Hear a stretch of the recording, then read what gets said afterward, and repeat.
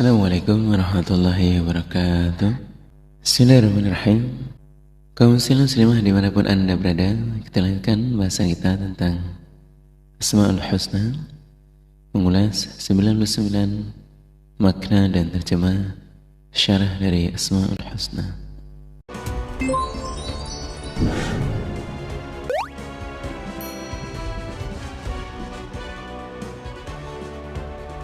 A'udzubillahi minasyaitonirrajim. Bismillahirrahmanirrahim.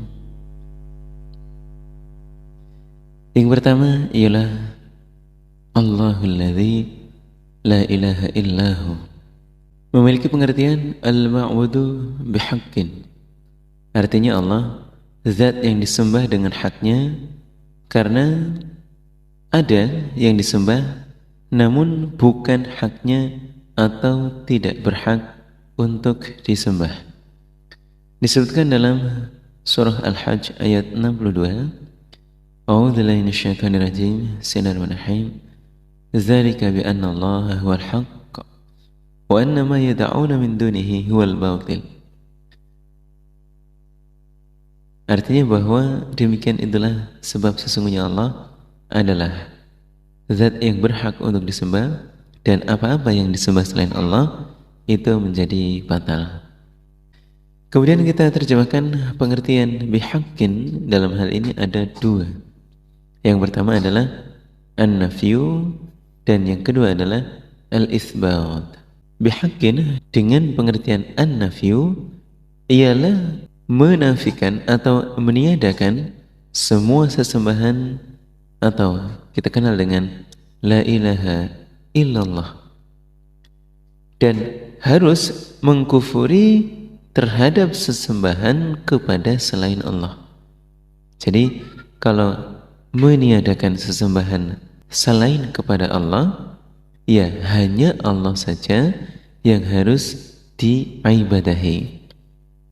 Kalimat tahlil yang memiliki kalimat la ilaha illallah ialah bahwa tidak ada sesuatu yang berhak untuk disembah kecuali hanya Allah.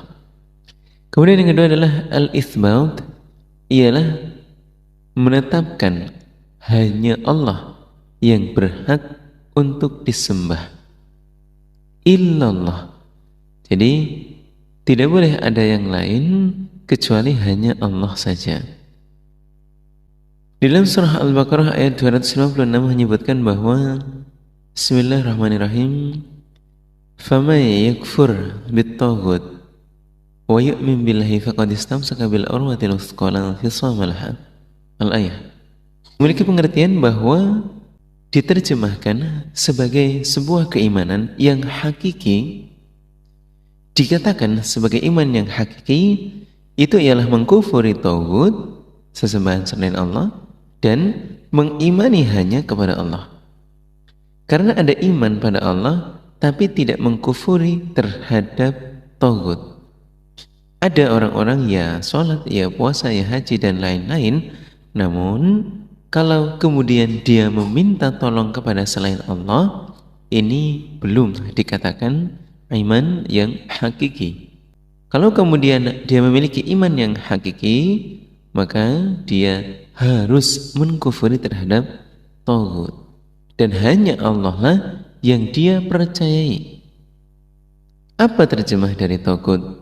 Ialah ma'ubida min dunillah, segala sesuatu yang diibadahi, yang disembah selain kepada Allah, itu sudah termasuk taghut. Maka kalau kita mengerjakan sholat, puasa, haji dan ibadah yang lain, seyogyanya meninggalkan terhadap taghut, termasuk dalam permintaan tolong. Harus murni hanya kepada Allah. Kita lanjutkan. Bismillahirrahmanirrahim. Sejarah perkembangan Islam ialah Islam masuk ke Eropa atau Andalus atau Spanyol melalui jalur Afrika, Yunani, Italia dan lain-lain. Semuanya dilakukan melalui perang, sehingga mereka tidak ada akidah syirik yang dicampuri dengan iman, karena semua kalah dalam peperangan. Seperti di Cordoba, Spanyol menjadi pusatnya ilmu Islam, tidak ada syirik sama sekali. Tetapi berbeda dengan Islam yang masuk ke Asia.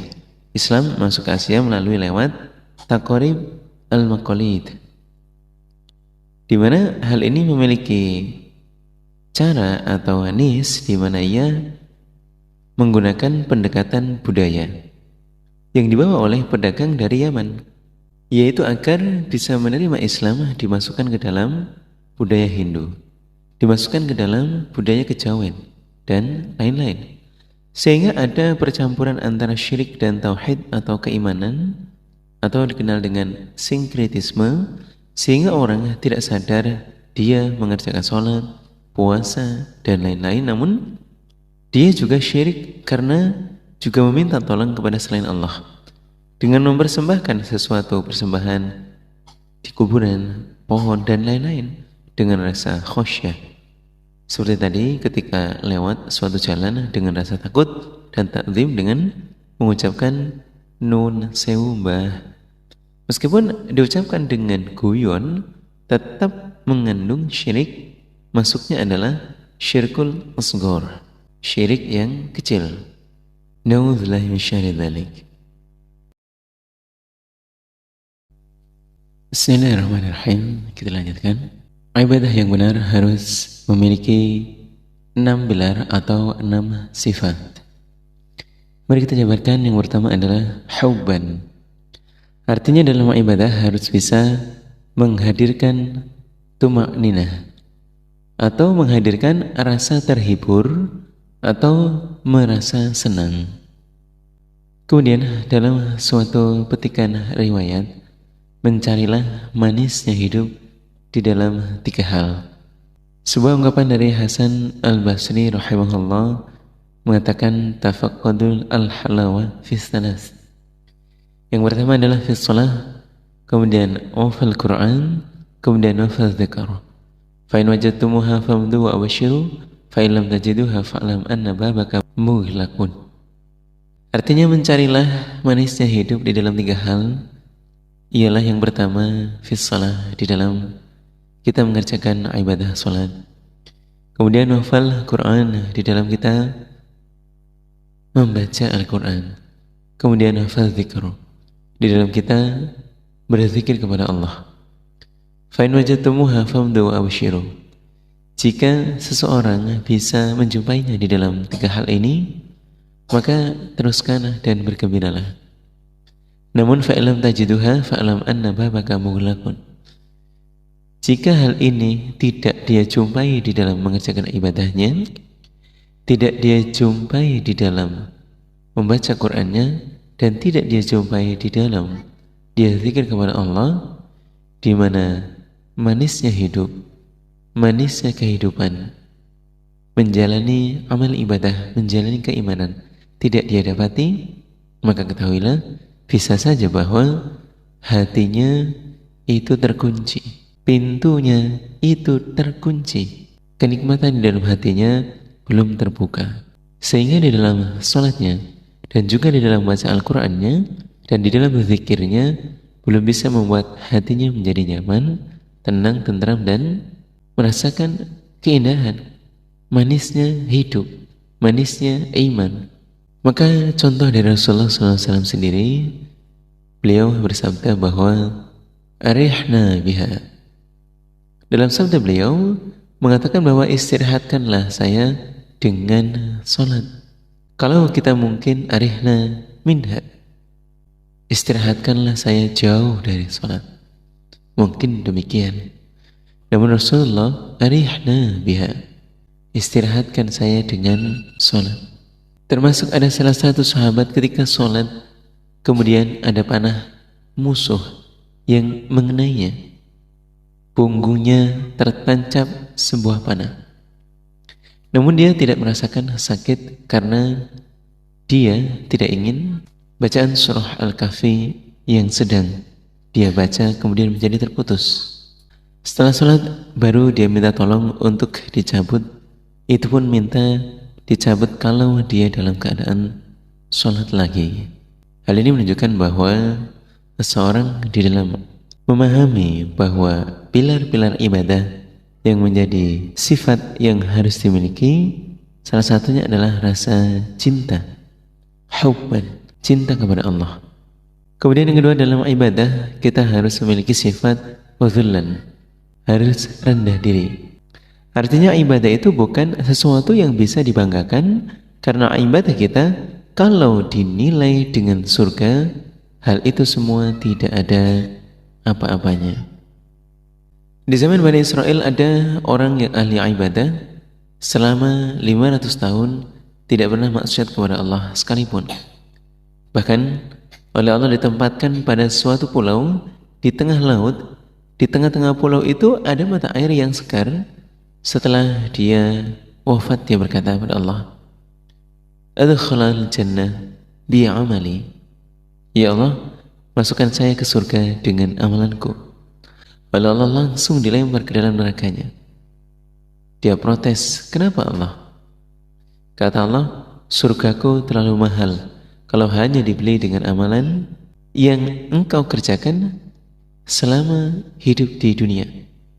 Akhirnya dia meralat, ya Rabbi, adkhalnil jannah birahmatik. Akhirnya Allah memasukkan dia ke dalam surganya dengan rahmatnya Allah. Umar bin Khattab ketika ditusuk oleh budaknya Mughirah, sehingga membuat orang-orang pada saat itu merasa susah, berat sekali kalau sampai kehilangan Khalifah Umar. Akhirnya orang-orang berusaha mengobati Umar dengan membuat ramuan-ramuan jamu susu yang diminumkan kepada beliau. Akhirnya orang-orang yang berusaha mengobati Umar, namun ternyata ramuan, jamu dan susu yang diminumkan langsung keluar dari bekas lukanya. Akhirnya orang-orang yang menyadari bahwa Umar akan meninggal, kemudian semua orang menghibur, termasuk di saat itu datanglah seorang pemuda dengan mengatakan, ya Amirul Mukminin, berbanggalah engkau karena termasuk sahabat Nabi, tokoh dalam Islam. Engkau telah berbuat adil dan engkau orang yang pol. Lalu apa yang dikatakan Umar? Dia mengatakan, wadidtu an dzalika kafaf la alayya wala li. Saya sudah merasa senang nanti di akhirat. Beliau purpuran. Khalifah Umar dalam hal ini memiliki rasa rendah diri dan juga tidak merasa sombong karena beliau adalah sosok yang menjadi tokoh, dan berbangga bahwa senang juga bahagia nantinya di akhirat dengan menjadi seorang yang mengharapkan terhadap pahala dari Allah, surga dari Allah di akhirat nanti. Jadi tidak kemudian seperti halnya kisah sebelumnya, Khalifah Umar tetap merasa senang meskipun harus mengalami hal yang saat itu dia rasakan. Kita lanjutkan yang ketiga adalah khaufan, di mana seorang hamba harus memiliki dan meyakini bahwa Allah selalu mengawasi, sehingga dirinya merasa khaufan, khawatir. Kemudian yang keempat adalah roja'an. Orang yang beribadah harus selalu mengharap rahmat dari Allah, supaya musyaru'atun, sehingga tidak berhenti dalam kebaikan. Makanya dalam jamaah sering dinasihati agar yarjuna rahmatullah wa yakhafuna 'adzabah. Karena min alamati qabulil hasanati bil hasanati ba'duha. Jadi termasuk ciri-cirinya penerimaan dari sebuah kebaikan adalah di mana dari mulai awal sampai dengan berakhirnya amalan yang kita kerjakan itu diniati untuk mengharap surganya Allah, dan diakhiri dengan salah satunya mengharapkan agar terhindar dari siksanya Allah. Maka dalam hal ini Rasulullah SAW diperintahkan untuk faidha farugta fansab. Maka ketika telah selesai melaksanakan ibadah yang wajib, diteruskan dengan mengerjakan ibadah sunnah. Nah, semua ini dijelaskan dalam surat Al-Insyirah ayat 7. Kaum muslimin muslimah yang berbahagia dimanapun Anda berada, rojaan berharap dalam hal ini harus yakin dan mantap. Tidak membuat harapan yang meragukan. Di mana kemudian kalau ingin surga, ya ingin terhindar dari neraka. Tidak memilih di antara keduanya. Tidak pantas di surga dan tidak kuat di dalam neraka. Ya pastikan harapannya. Sehingga rojaan ini salah satu yang menjadi karakter dan pribadi dalam ibadah. Kemudian yang kelima adalah ta'ziman. Bahwa seorang yang ibadah harus mengagungkan karena bisa menghadirkan khusyah seperti Nabi ketika sholat pasti menangis. Abu Bakar juga sama. Bahkan ketika Nabi menjelang wafat yang diperintah menjadi imam Abu Bakar, lalu para sahabat protes, kenapa Abu Bakar? Kenapa Abu Bakar yang menjadi imam? Karena setiap membaca Al-Quran beliau pasti menangis sehingga bacaannya menjadi tidak terdengar. Nah, ini adalah salah satu praktek ta'zim, dan hal ini adalah salah satu yang menjadi pilar dalam ibadah. Kemudian yang keenam adalah ta'at. Menghasilkan sabar, istiqomah apapun yang terjadi. Makanya orang iman nanti di surga, di dalam wahyunya Allah disebutkan akan mengatakan alhamdulillahilladzi adhaba 'anal hazan inna rabbana laghafurun syakur. Segala puji bagi Allah yang menghilangkan dari kami rasa susah. Dan orang-orang mengucapkan, akan mengungkapkan kalimat ini di dalam surga. Ya susahnya di dalam ibadah sewaktu hidup di dunia. Beratnya, susahnya ibadah ketika menjalani aturan-aturannya Allah. Namun ya tetap harus dikerjakan, dinikmati. Sehingga bisa mengucapkan hal ini dan mengatakan bahwa inna rabbana laghafurun syakur. Sesungguhnya Allah Maha Pengampun lagi Maha mensyukuri. Nah, kalau kemudian kita semasa hidup di dunia ini bersenang-senang, kemudian kita merasa bisa menikmati keadaan di dunia ini dengan tanpa merasa susah dengan ibadah, lalu bagaimana nanti kita bisa mengatakan alhamdulillah? Wong di dunianya itu bersenang-senang, di akhiratnya apakah kemudian akan mengutarakan dibebaskan dari susahnya ibadah di dunia? Ya, maka menjadi sebuah kewajaran kalau sewaktu hidup di dunia kita sulit, susah, dan berat. Karena hal ini yang akan kita syukuri ketika besok ada di akhirat. Dari 99 nama lafaz Allah yang disebut paling awal, ada 5 hal bentuk dari keagungan Allah, ialah jalalu ismillah, keagungan dari nama-namanya Allah. Yang pertama, nama Allah itu paling banyak disebut dalam Al-Quran, sebanyak 2724 kali. Karena sering disebut, inilah yang menunjukkan keagungan Allah. Kemudian lafaz Allah disebut paling awal dalam Al-Quran itu sebanyak 33 kali.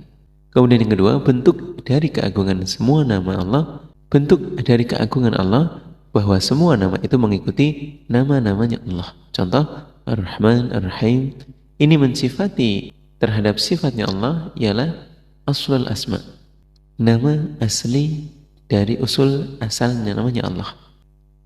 Kemudian yang ketiga adalah dengan nama Allah itu hamba Allah dalam memulai dan mengakhiri dengan menyebut nama Allah, Bismillah dan Alhamdulillah. Kemudian yang keempat, kalimat Allah yang paling banyak disebut dalam berdoa adalah Allahumma. Dalam penjabaran, Allahumma itu adalah polnya atau kumpulan dari segala bentuk doa. Kemudian yang kelima adalah kalau Allah sudah tidak disebut, maka saat itulah terjadi peristiwa hari akhirat dan terjadi mulainya hari kiamat. Karena sudah tidak ada lagi kalimat Allah disebut di dunia ini. Alhamdulillah, jazakallahu khairan.